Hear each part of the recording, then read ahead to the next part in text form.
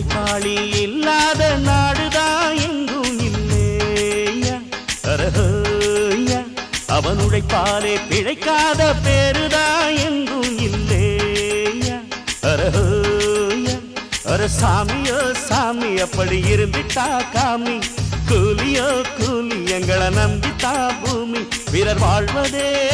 எங்க வேர்வையில் தான் உழைப்பாளி இல்லாத நாடுதான் எங்கும் இல்லையா